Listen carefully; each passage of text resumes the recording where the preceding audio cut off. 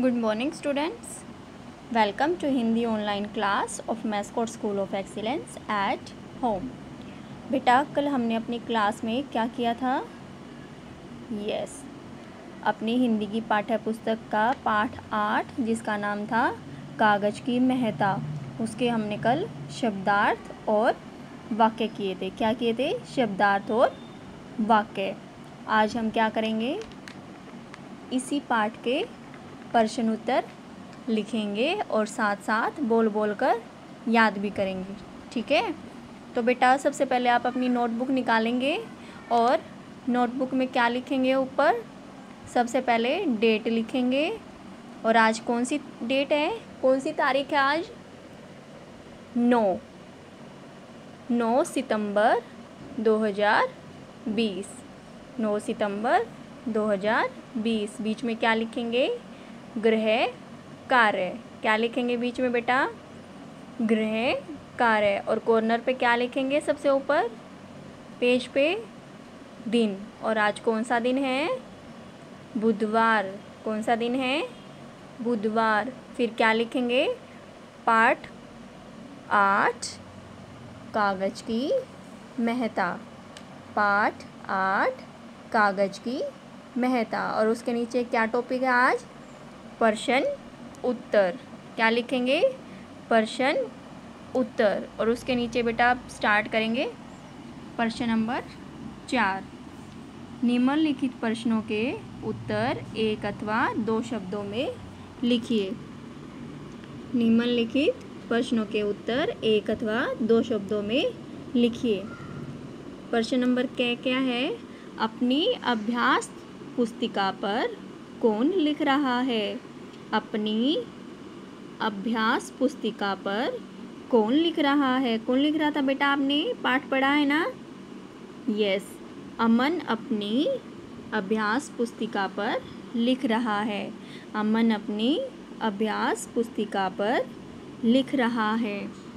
क्या प्रश्न देखो, हजारों साल पहले लिखने के लिए क्या नहीं था? हजारों साल पहले लिखने के लिए क्या नहीं था? क्या आएगा बेटा उत्तर? हजारों साल पहले लिखने के लिए कागज़ नहीं था। हजारों साल पहले लिखने के लिए कागज़ नहीं था। बेटा ये आपने साथ साथ अपनी नोटबुक में सुंदर सुंदर राइटिंग में लिखना है। ठीक है, और बोल बोल कर याद भी करना है साथ में। प्रश्न नंबर देखेंगे।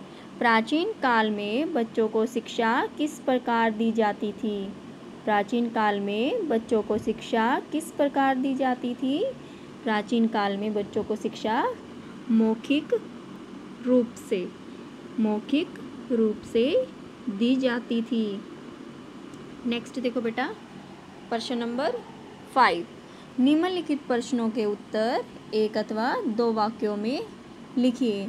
निम्नलिखित प्रश्नों के उत्तर एक अथवा दो वाक्यों में लिखिए। प्रश्न नंबर क्या देखेंगे? प्राचीन काल में लोग लिखने के लिए किन किन वस्तुओं का प्रयोग करते थे? प्राचीन काल में लोग लिखने के लिए किन किन वस्तुओं का प्रयोग करते थे? उत्तर आएगा बेटा, प्राचीन काल में लोग लिखने के लिए पेड़ की पत्तियों और पशुओं की खाल का प्रयोग करते थे।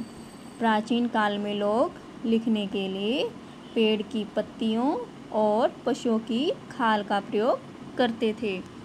प्रश्न नंबर 6 देखेंगे। लुगदी कागज़ का रूप कब ले लेती है?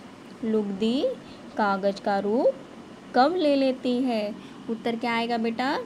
लुगदी विशाल बेलनों के बीच गुजरकर एक चादर का आकार और फिर चिकने बेलनों से गुजरकर कागज़ का रूप ले लेती है।